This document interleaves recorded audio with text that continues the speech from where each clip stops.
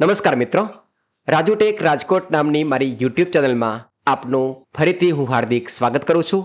મિત્રો, આજે આપણે એક નવા જ વિષય સાથે ફરી ચર્ચા કરીશું. MS વર્ડ 2021ના આ પ્રકરણમાં આજે આપણે ફાઇલ ટેબ અંતર્ગત નવી ફાઇલ બનાવવાનું, ફાઇલને સેવ કરવાનું, ફાઇલ ઓપન કરવાનું અને સેવ એજ ઓપ્શનનો ઉપયોગ કરવાનું શીખીશું. મિત્રો, અહીં આપણે MS વર્ડ 2021 ઓપન કરી નાખ્યું છે. સૌથી પહેલાં આપણે ફાઇલ ટેબ અંતર્ગત આવતા ઓપ્શન્સને એક પછી એક સમજીશું.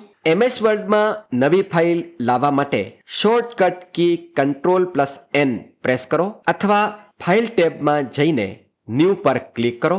તમે ઈચ્છો તો અહીંથી ટેમ્પલેટ્સ પસંદ કરી શકો છો અને જો તમારી અહીં આપેલી ટેમ્પલેટ સિવાય કોઈ અન્ય ટેમ્પલેટ સર્ચ કરવી હોય, જેમ કે માની લો તમારે રેઝ્યુમે કે સીવીની ટેમ્પલેટ જોઈએ છે, તો અહીં ઉપર સર્ચ બારમાં ટાઈપ કરો રેઝ્યુમે અને તે પછી એન્ટર કી પ્રેસ કરો.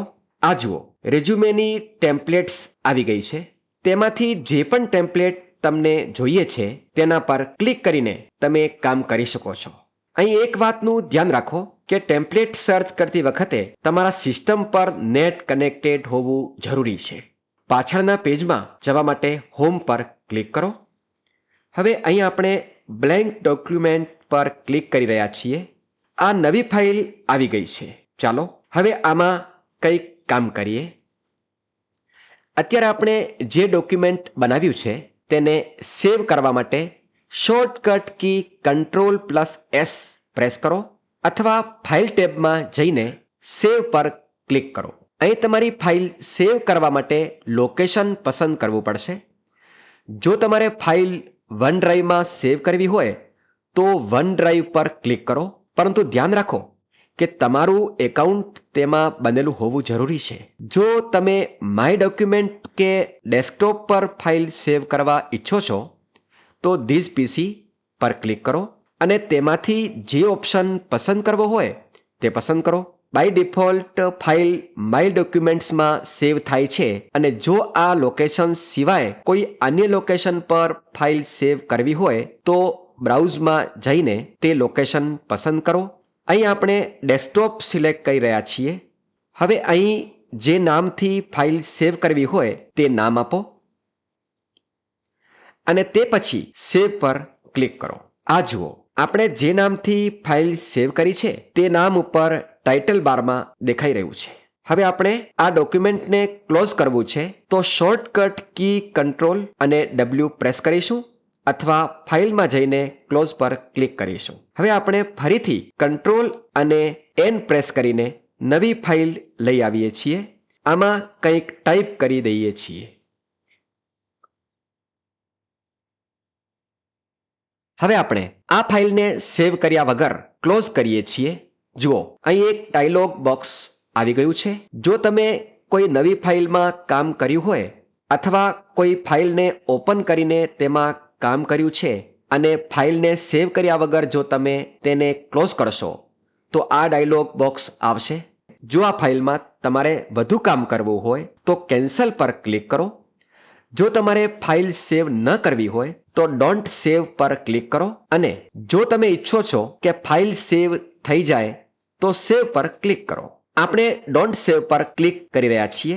આપણે પહેલાં જે ફાઇલ સેવ કરી હતી, જો તેને ઓપન કરવી હોય તો શોર્ટકટ કી Ctrl+O પ્રેસ કરીશું અથવા ફાઇલમાં જઈને ઓપન ઓપ્શનમાં અહીં તમને હાલમાં જ ઓપન કરવામાં આવેલી ફાઇલોની યાદી મળશે. તેમાંથી જે ફાઇલ ઓપન કરવી હોય તેના પર ક્લિક કરો અને જો તે ફાઇલનું નામ અહીં ન દેખાઈ રહ્યું હોય તો બ્રાઉઝમાં જે લોકેશન પર તમે ફાઇલ સેવ કરી હતી ત્યાં જઈને તે ફાઇલને સિલેક્ટ કરો. આ ફર્સ્ટ ફાઇલ નામની ફાઇલ છે. તેને સિલેક્ટ કર્યા પછી ઓપન પર ક્લિક કરીશું. આ જુઓ, આ ફાઇલ ઓપન થઈ ગઈ છે. હવે આપણે તેને ક્લોઝ કરી દઈએ. તમે પહેલાં જ લોકેશન પર ફાઇલ સેવ કરી છે. જો તેના સિવાય કોઈ અન્ય લોકેશન પર પણ તે ફાઇલ સેવ કરવા ઈચ્છતા હો અથવા તમે ફાઇલમાં કોઈ ફેરફાર કે સુધારા કર્યા હોય અને તમે તે એડિટેડ ફાઇલને કોઈ અન્ય લોકેશન પર તે જ નામથી અથવા કોઈ અન્ય નામથી સેવ કરવા ઈચ્છતા હો તો તેના માટે સેવ એઝ ઓપ્શનનો ઉપયોગ કરી શકો છો. કેવી રીતે? ચાલો જોઈએ. સૌથી પહેલા તે ફાઇલને ઓપન કરો. તેના માટે શોર્ટકટ કી Ctrl+O પ્રેસ કરો. આ જુઓ, અત્યારે આ ફાઇલ ડેસ્કટોપ ઉપર સેવ છે. આના પર ક્લિક કરો. આ ફાઇલ ઓપન થઈ ગઈ છે. હવે આમાં જે પણ ફેરફાર કરવા હોય તે કરી શકાય છે. આપણે આમાં થોડો વધુ મેટર ટાઈપ કર્યો છે.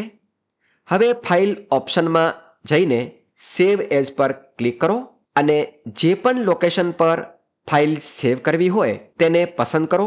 આપણે માય ડોક્યુમેન્ટ્સ પસંદ કરી રહ્યા છીએ. હવે તમે ઈચ્છો તો આ જ નામથી ફાઇલ સેવ કરી શકો છો અથવા નામ બદલીને પણ ફાઇલને સેવ કરી શકો છો. આપણે તેનું નામ બદલીને ફર્સ્ટ ફાઇલ એડિટેડ કરી દીધું છે. હવે સેવ પર ક્લિક કરીશું. હવે પહેલા જ જે ફાઇલ આપણે બનાવી હતી તે ડેસ્કટોપમાં સેવ છે અને ફેરફાર કર્યા પછી આ જ એડિટેડ ફાઇલ છે તે માય ડોક્યુમેન્ટ્સમાં સેવ થઈ ગઈ છે.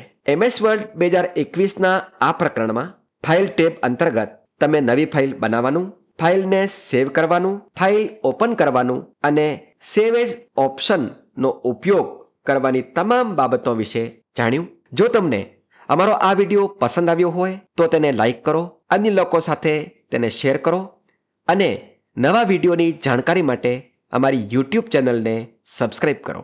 ધન્યવાદ.